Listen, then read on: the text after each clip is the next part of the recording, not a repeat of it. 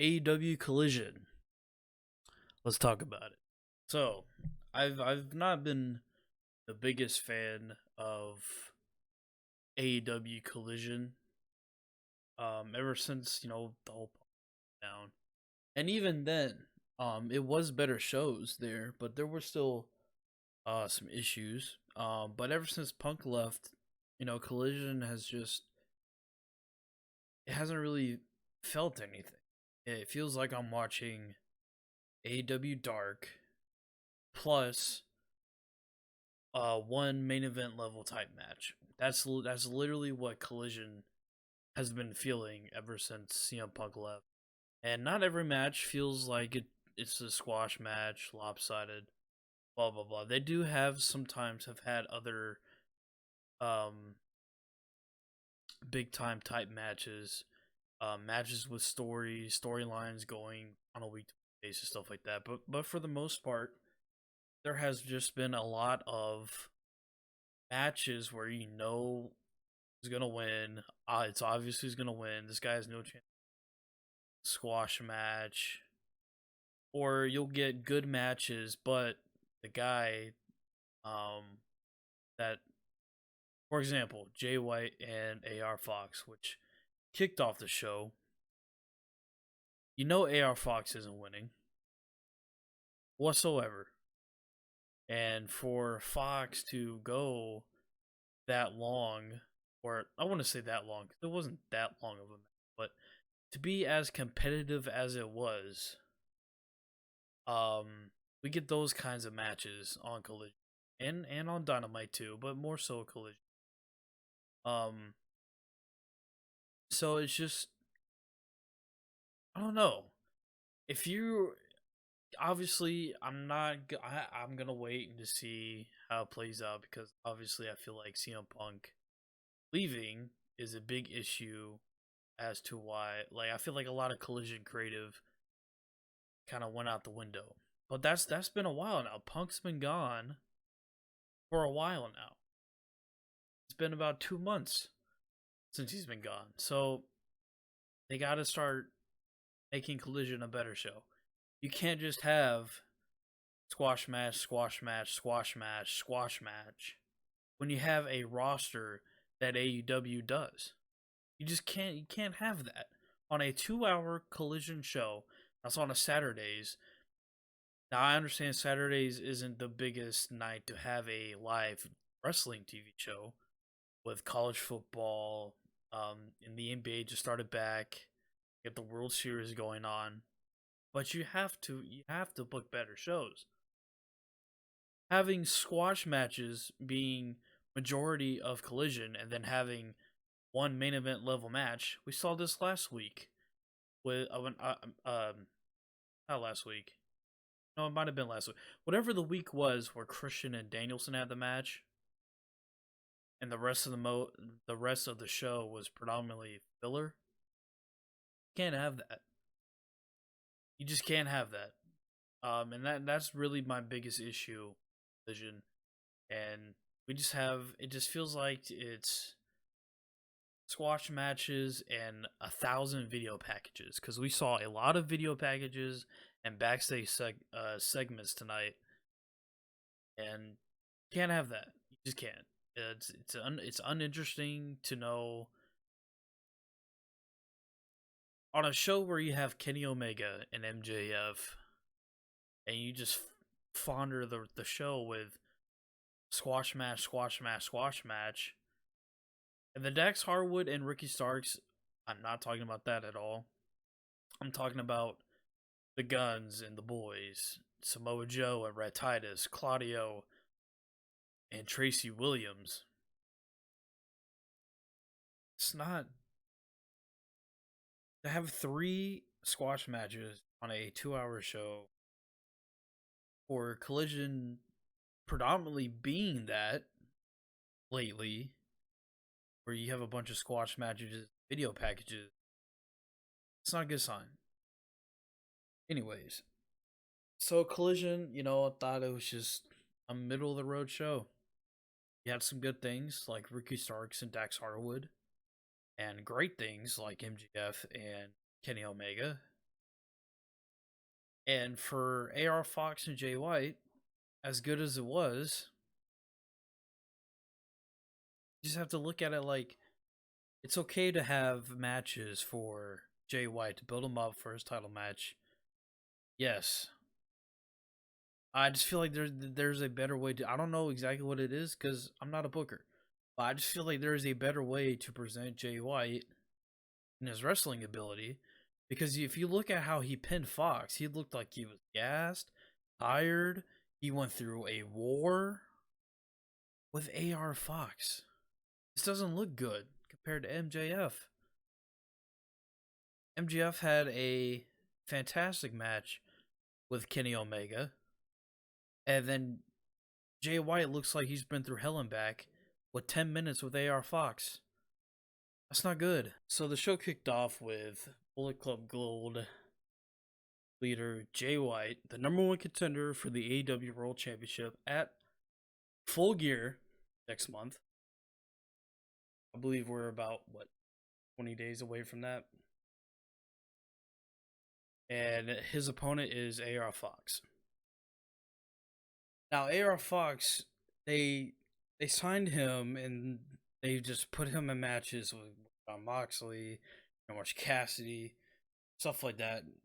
Really no direction or story with Fox until they paired him up with Swerve. Now, probably most viewers don't know that Fox and Swerve have history. Back to Lucha Underground, they had a fantastic. I can't remember the name of it, what they called it in Lucha Underground, but it was basically a 3 stages of hell match. So, and that was probably the best match Lucha Underground ever produced. And still to this day, it's a fantastic match. You can find it somewhere, I'd recommend. So when they put him with Swerve, you could do something with that. They look good together, they have history together. And they were a tag team, and they put them a part of the Mogul Embassy. And what happened? Swerve dumped Fox, 3 weeks later? 4 weeks later? After they beat up and bloodied Nick Wayne at his house.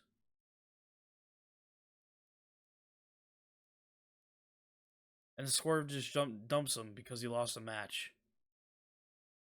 What is the point of that? So then Fox goes back to Darby and apologizes, and Nick Wayne's not fucking with that at all. So Nick Wayne turns on Darby Allin, and we haven't seen no follow up with Fox and Darby. Fox is trying to be friends with Darby. Darby's trying to be friends with Fox. They're trying to make up. Darby forgave him, and we haven't seen anything else between the two. That's the last time I think that I have seen AR Fox. And then they just don't follow up with that or add to that story. We just see him in a match with Jay White.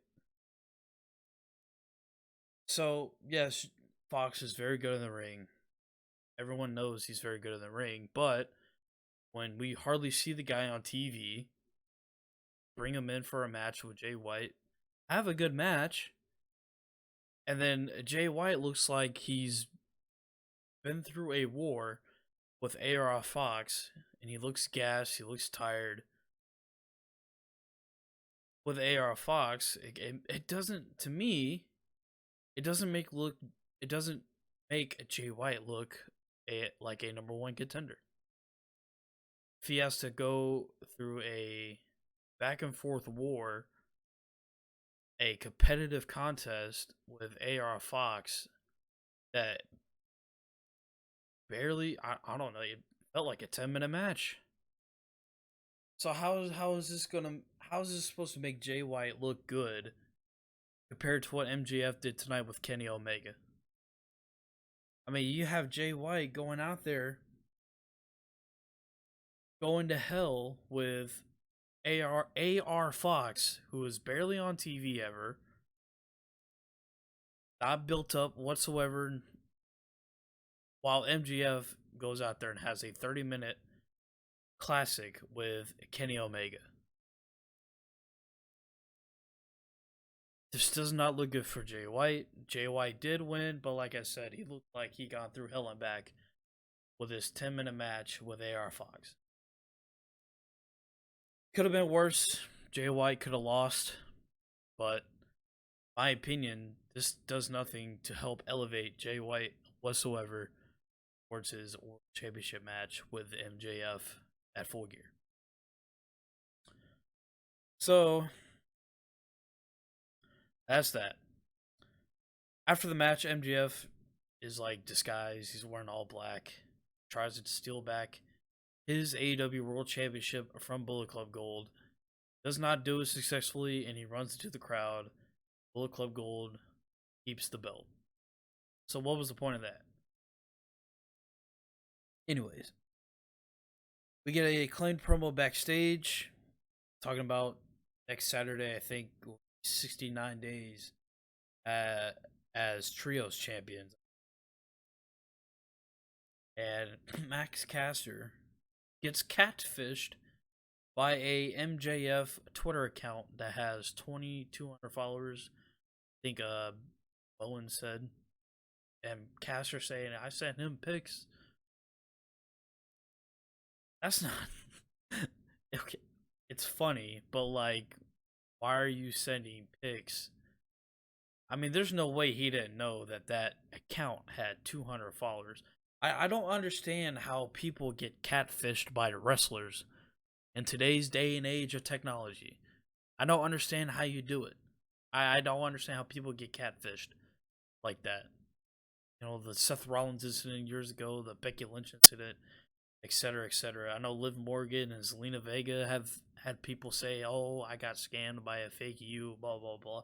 I don't understand how people do that or fall for that. And apparently, Max Caster fell for the same thing. Sent him pics of himself. Billy Gunn and Bowens saying, "Don't send pics. You have 200 followers. You should know better."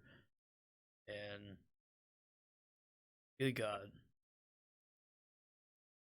I don't know exactly where this Max Caster and MJF thing is going, per se, because if anybody follows Max Caster on Twitter, or MJF even, because MJF replies to a lot of the stuff Caster tweets about him, Max Caster really wants to fuck MJF and be his boyfriend.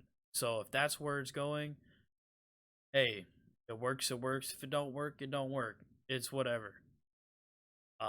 We know MJF needs tag team partners next week. The Acclaim seems like the option MJF has because Samoa Joe's only one person.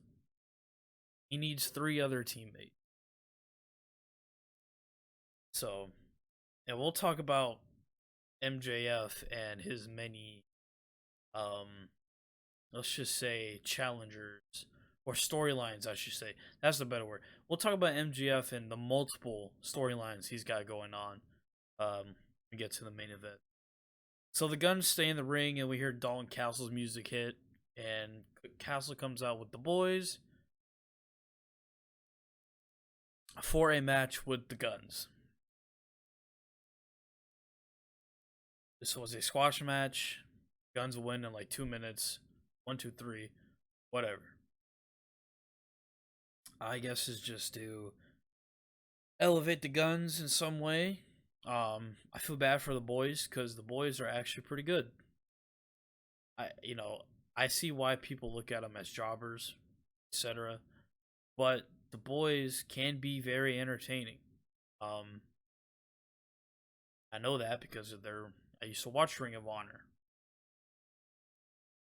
Ring of Honor closed down, and I think the boys could be used much better than a squash match. And I get it. I know why they do it, because they're called the boys, and they're just Dalton's lackeys, but boys can be very entertaining.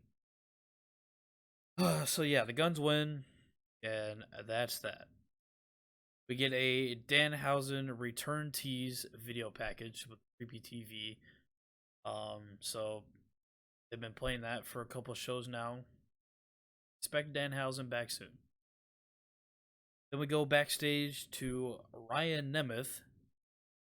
He says he's been doing a lot of Hollywood things, commercial stuff, and he wants to translate that to AEW, and he's at the door of CJ Perry's locker room, and he knocks on the door, and Miro's there.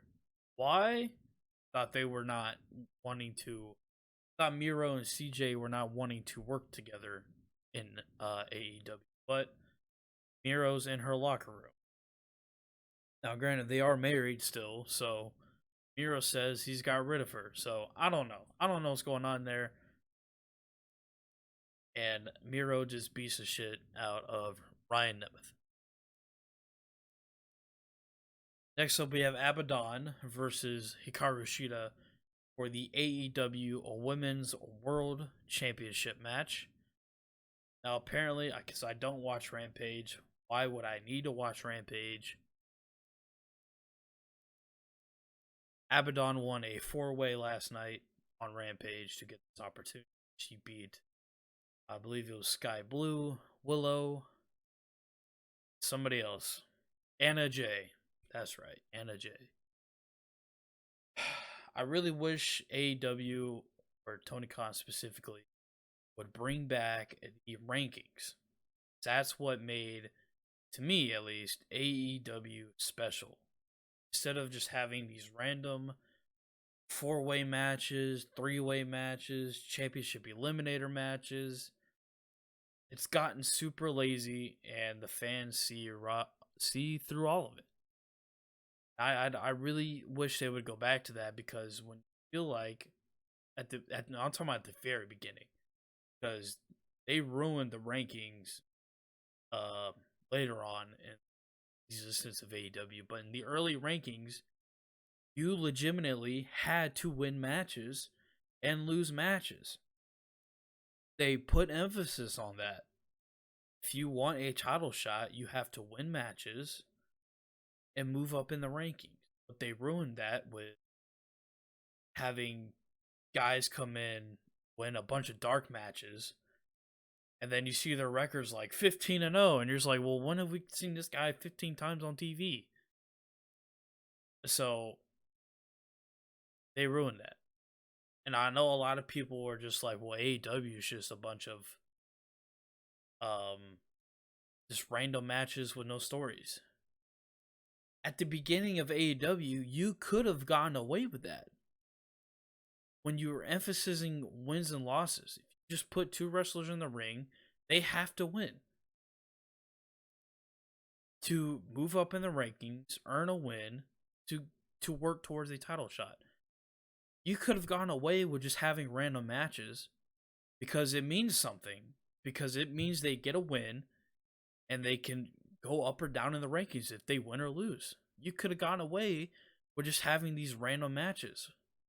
But nowadays, you just can't. You can't do that anymore. So it's stupid. I wish they would go back to honoring the rankings and honoring wins and losses instead of just having championship eliminators, random number 1 contender matches, etc., etc., etc. It's very lame and stupid, and it's WWE-ish. You know, he said it was going to be a sports-centric product, and now he's doing a lot of things WWE does as far as determining a number 1 contender for their championship. So Abaddon won a 4-way. I don't even know why she was in the 4-way. She hasn't been on TV in like 2 years or so. Why was she in a number 1 contender's 4-way match? Just so she can have a match around Halloween time? Just like we saw with Britt Baker a couple years ago. We haven't seen Abaddon in forever. And she won a number 1 contenders match, and she faced Britt Baker on a Rampage episode because it was Halloween time. We gotta have Abaddon back. It's stupid and it's lazy. We're probably never gonna see Abaddon again after this match, or at least for a long time. Anyways, Abaddon and Shida for the Women's Championship. I actually thought it was pretty decent compared to most Halloween gimmicked matches They didn't go overboard with Halloween gimmicks, etc. They did use some, they used candy and pumpkins. Sheeta got to use her kendo stick. So I thought this was better than most Halloween gimmicked matches that we've seen over the years in wrestling in general. And I like that Sheeta hit her, I think it's called a katana kick, while Abaddon had the pumpkin on her head. I thought that looked really good. So yeah, Sheeta wins. She retains her title. And we'll see where Sheeta goes from here. And I'm about to answer that question because Toni Storm came out. She walked to the ring doing her theatrical walk to the ring. And she lays on the announcer's desk in front of Shivani and Nigel and Kevin Kelly. And Sheeta's in the ring just yelling at her, confused. I thought this was bad. Why is Sheeta in the ring just looking at Toni being a theatrical drama queen on the announcer's desk? Get out of the ring, go kick her ass, or just walk away. There's no point in just standing in the ring and just watching her do her thing on the announcer's desk and yelling at her for whatever reason. Anyways, but that is the match for Full Gear, Toni Storm and Hikaru Shida, and I fear that Shida is gonna get fucked again. But if I were them, I would have Toni lose, because why did she start acting like this anyways in the first place? She was losing matches. She loses again, she could get even more deranged, more theatrical, more of a, I don't want to steal Chelsea's gimmick, but a hot mess, for say. She could lean into that type of thing deeper if she loses at the pay-per-view against Shida. I think Shida should win that match. Next, we had a Ricky Starks and Dax Harwood promo package to help elevate the match they got later. Then we get another backstage promo between Keith Lee and Shane Taylor. God, man, what has Keith Lee done to somebody? This guy could be doing stuff way better. And no offense to Shane Taylor, I like Shane Taylor. I like the whole Shane Taylor promotions thing he was doing in Ring of Honor. But I don't see this translating well on TV. I just don't think people care enough to see a Shane Taylor and Keith Lee match. Yes, they have history in Ring of Honor like 10 years ago. And 10 to 12 years ago was Keith Lee and Shane Taylor. They used to be a tag team in Ring of Honor, and I thought they told that story well in this promo package. They spoke very well. I liked the promo package, but I don't know if that they need to do more in this feud or something. Next, we had Samoa Joe versus Rhett Titus for the Ring of Honor World Television Championship match. This was a squash match, and I feel bad for Rhett Titus. And I don't like why even. I wish they would do separate rosters, Ring of Honor and AEW. I know Tony didn't want to do a brand split between Dynamite and Collision, but you can at least do a brand split between AEW and Ring of Honor. I don't watch Ring of Honor because I watched the revamped Tony Khan era Ring of Honor for a couple months, and it's just dark match after dark match after dark match. There was really hardly ever any stories. There was a few sprinkled here and there, but and for the most part, the Ring of Honor storylines were on AEW TV instead of Ring of Honor TV. For the most part.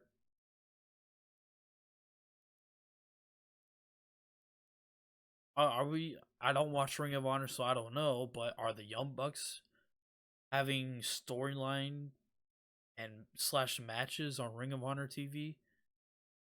I know I've seen a couple of Samoa Joe Ring of Honor backstage segments on ROH TV. I've seen those clips on Twitter. Has MJF even done promos for Ring of Honor on ROH TV? Because he's one half of the Ring of Honor Tag Team Champions. But we have the Guns challenging MJF for the ROH Tag titles at Full Gear. Why isn't MJF and the Guns feud on Ring of Honor? They're challenging for the Ring of Honor World Tag Team Championships. Have it on Ring of Honor instead of AEW. If you're trying to shop Ring of Honor to a network, you can't just put the titles on Stars and not have a good TV product. Because the Ring of Honor TV product, for the most part, is just random matches thrown together. It's like an elevated version, this is funny wordplay, of Dark Elevation. You can't shop the champions to a TV network. You have to shop the show. Sure, the champions are a part of it, but if they're just going to look at what you're presenting as Ring of Honor currently, it's not going to... I don't see why anybody would be interested in putting that on TV. So Samoa Joe wins. He retains his title, and that's that. Squash match number 2. This part of the show was fucking hilarious. I died laughing. We get a QTV promo. Johnny TV, Harley Cameron, Aaron Solo, and the returning QT Marshall. QT says he's back in AEW and wants to defend his AAA Latin American title against the best luchadors that AEW has to offer. The funny part about this is when he said he's back in AEW, you can hear boos in the background. People don't want to see QT on TV. This whole QTV thing is utterly fucking stupid. It sucks. It's the drizzling shits. You have John Morrison.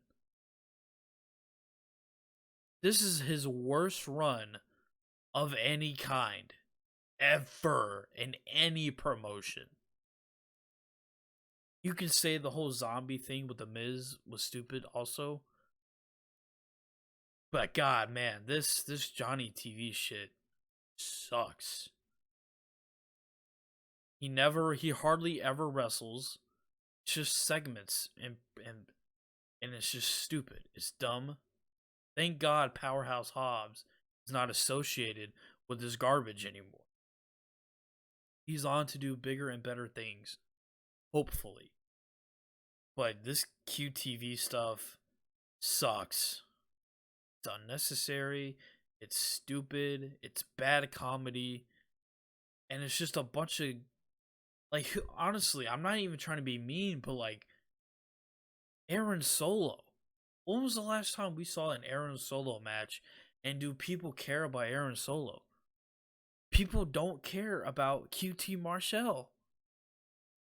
I'm sure he's not even a bad wrestler. He really isn't. But he's been on TV plenty of times before and it's never worked out.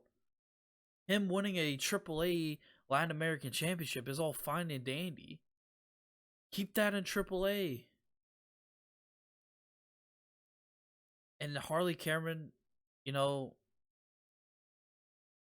she's entertaining to a degree, but she's just obnoxious and annoying. And Johnny TV, don't get me started. This guy could be doing so much better. He could be doing so much more, and it's just a waste. Put him and Taya back together. Him and Taya in Impact were great together. They were fantastic. And people are just like, oh, well, who gives a fuck about Impact? well, screw you. Johnny and Taya, put them together. You have a top heel guy, or I'm sorry, could be a top heel guy, because I don't know if there's any redeeming for Johnny TV at this point. Anyways, that was a segment. We get a Claudio promo. It says Danielson has a broken audible bone, and he says it's either from Orange Cassidy's Orange Punch or Okada's Rainmaker. So they don't really know how Danielson broke his orbital bone. So that's just great, fine and dandy. Calls out Okada. He says if he has to fly to Japan to get revenge, he will. Or if you come back to America, he'll get his revenge there. And then he talks about his match upcoming Dynamite with Cassidy for the international champion. Ricky Starks and Dax Harwood came out for their match. And for the most part, up until the finish, I thought they were having a good match. It is interesting to note that the House of Black, before the bell, I think it was before or after the bell ring, but at the beginning of the match, the lights went out, and the House of Black were seen off in the crowd, just staring at the match. Why? We don't know. We don't know exactly why the House of Black did what they did last week on Collision, and we still don't know why. They haven't spoke. There was no promo package, no nothing. So will we ever know why? We will have to see next week. But yeah, so they're just in the crowd watching this match go on, and I thought they were having a good match. Big Bill tried to interfere a couple times, and it led to Ricky Starks pinning Dax Harwood. Man, Dax Harwood gets put in a lot of singles matches against guys and has good matches, but he always loses the single matches. Always. Jay White, Will Ospreay, Starks, and I know there's been more, but this guy always loses his single matches. Now, I know he's a tag team wrestler, so I guess in a sense it's okay for him to lose, but it would be nice to see Dax win a singles match, because he loses all of his single matches. So after the match, as Ricky cheated to win, the lights go out again, and Julia Hart is at the top of the ramp, and that gives House of Black time to get into the ring. And it looks like they're about to attack FTR along with Ricky and Bill. And all of a sudden we hear Los Ingobernables Faction music hit, and this is the first time they've been like live at a show. It's all just been nothing but video packages, promo packages, etc. Which I thought, a type of video package they were doing where they were like getting kidnapped and assaulting people in somewhere in Mexico is different, and I found them very entertaining. So I like the video packages they've been doing for LFI. They come out, they get a pretty good reaction, and they side with FTR, and they run off the House of Black and Ricky Starks and Big Bill. But the problem is, why is any of this happening?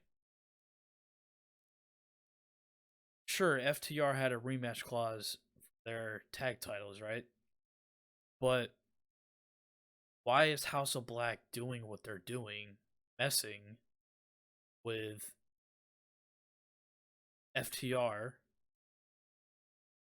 And why all of a sudden is LFI like, oh, we should go help these guys? They've been doing all these promos and video packages for the past couple months for LFI, and they decided to come back to help FTR. kind of just doesn't make sense to me. But I hope they explain it next week on Dynamite, or I hope they explain it at some point soon. Why House of Black's doing what they're doing, why LFI chose to be on the side of FTR. It is interesting because you have four. I don't want to say factions. FTR's not a faction, and Ricky and Bill's not a faction. You have four teams, I should say, messing around with each other. So we'll just have to see how it goes. And we didn't even see the Blackpool Combat Club here either, because House of Black attacked the Blackpool Combat Club also. But I think with Danielson out with eye injury, they're probably never going to touch Blackpool Combat Club again. So I don't know. We'll have to see. There was no mention in Claudio's promo earlier. There was no mention of the House of Black. So we'll have to see if there's any payoff to this, because AEW does do this a lot, where we don't really see a lot of payoffs when it comes to a lot of the feuds on TV. A lot of it's just start and stop, and it is what it is. So I hope we see some payoff with this stuff. We go to Andrade backstage, and the interviewer asks, I think it's Lexi Nair. She asks him, "What's going on between you and CJ? Is there business between you guys? Well, what's going on there?" And Andrade pretty much just says, "What my business with CJ Perry is nobody else's business," and he just fucks off. So, is CJ gonna manage Andrade? Listen, Andrade's English has gotten better. I don't necessarily think he needs to have a manager anymore, even though when he and Zelina were together, it was great and it was fucking fantastic. And he did they tried the whole thing with Vicky and then Chavo, and then he did the stuff with Roosh and LFI. Is he even in LFI anymore? We never really saw them go their separate ways, I don't think. So what's going on there? Is he still part of LFI? Is he still associated with LFI? So we'll just have to see. Payoff. Just need some payoff soon. We go to another backstage promo with Chris Statlander, Willow Nightingale, and Sky Blue versus just voicing her concerns between Willow and Sky. There have been a lot of tension between the two, and she wants to know why she thinks that Willow and Sky should hash things out, talk about it, fix whatever the issue is. And she brought up Julia Hart, saying, "Well, she's back now. Are you gonna have a conversation with her? What's going on?" And then Sky pretty much just says, "Whatever I talk or say to Julia Hart is between us, and that's it." And she just walks off. So they're teasing the Sky Blue, and they've been teasing this for a while. But now that Julia's back, we could potentially see Sky Blue joining Julia Hart in the House of Black, and maybe Julia could start her little sub faction within the House of Black. Call it the House of Hearts, but with women. So I like that idea. I like that concept. But she's got to follow up on it. Sky Blue is the first. Who will be others? If there will be others, I think if you're just gonna add Sky and Julia, just be them two. I don't. So I mean, it would work, but I think it would be better if you add one or two more women to the House of Hearts, because that women's division, God knows, it needs something. It really fucking does. Next, we had a Claudio Castagnoli versus Hot Sauce Tracy Williams. And goodbye, see you later, Tracy Williams. The squash match, Claudio wins, etc. Whatever. I guess the purpose of this was to a little warm up for Claudio before his match on Dynamite Wednesday against Orange Cassidy for the International Championship. Whatever. Then we go to Samoa Joe and MJF backstage. Joe says, if you thought about my offer and need me out there, just call my name. I'll come out there. That's pretty much what happened there. Main event time for the AEW World Championship. MJF defends his title against Kenny Omega in the main event. Before I get to the match, I just want to say a lot of people have been hating on this match. Build. And I've seen some people say there is build. Well, I'm just going to say my 2 cents.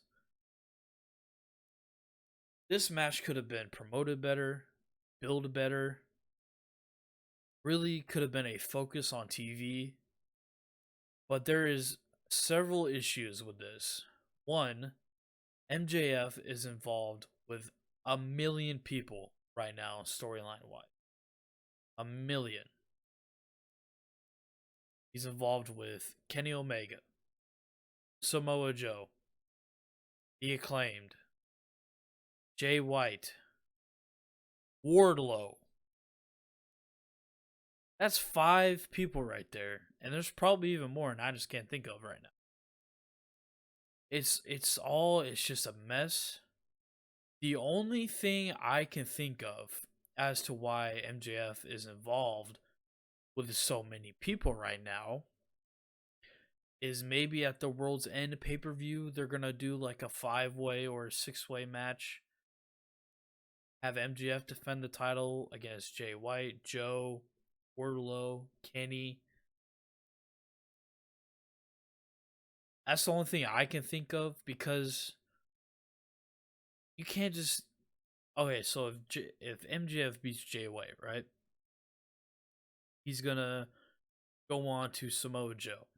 And he's still going to have Wardlow there. So Wardlow is going to be sitting there talking shit about MJF for another 3+ months at least.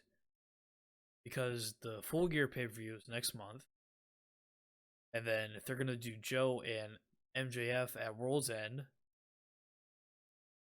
that's a month later. So that's 2 months. Wow, they're doing a pay-per-view within a little over a month from each other. It's a little bit odd. They should space out their pay-per-view.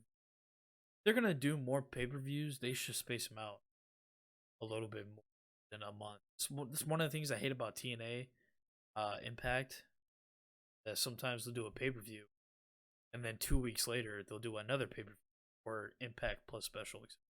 They need to space out their pay-per-views better. So anyways, back to what I was saying.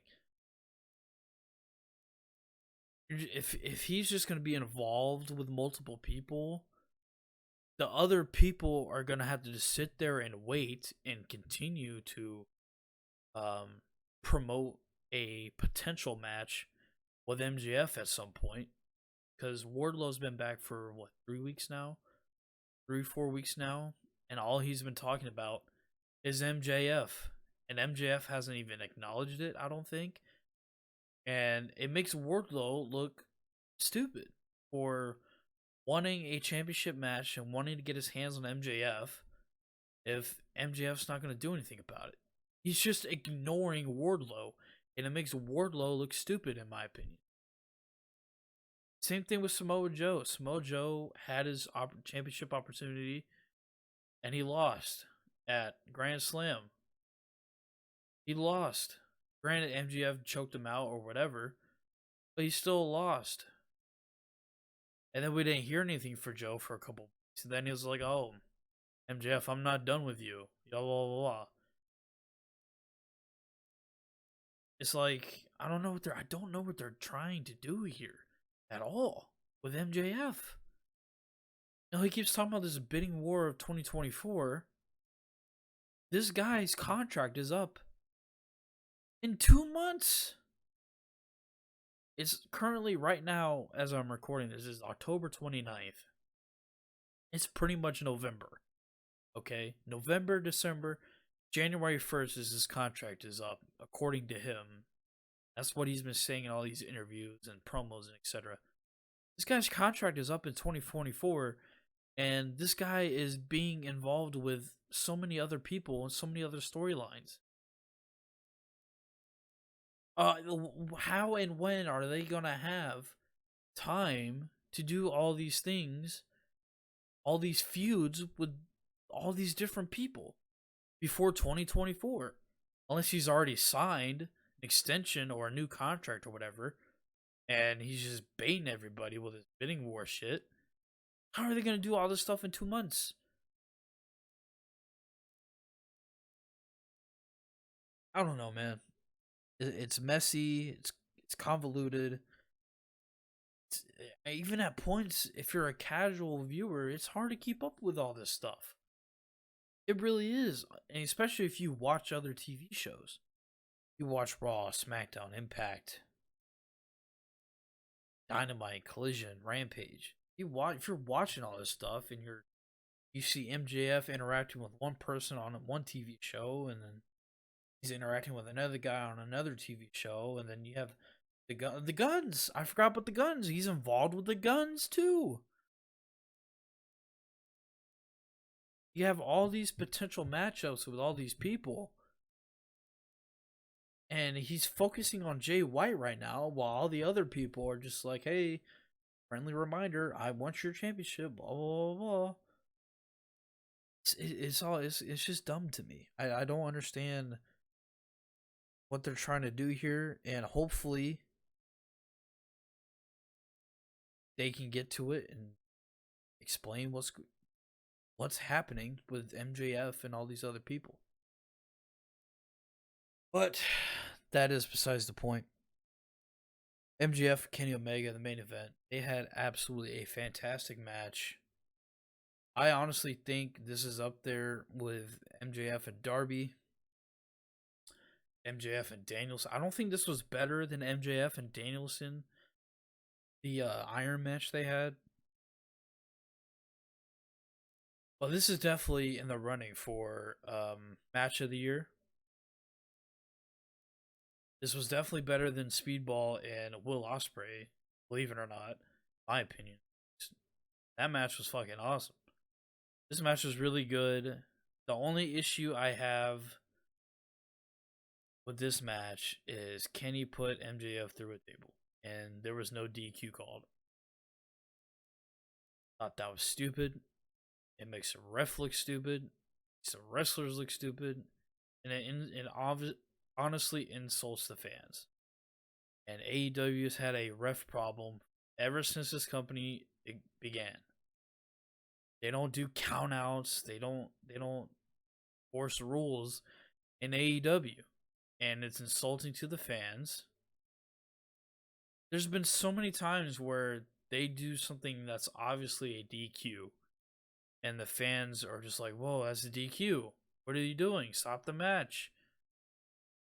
Or like, "Oh, that's an illegal tag." Like, it comes to mind the Lucha Bros thing with the Lucha Bros had a match with Jungle Boy and Marco Stunt, and Penta was just sitting in the corner,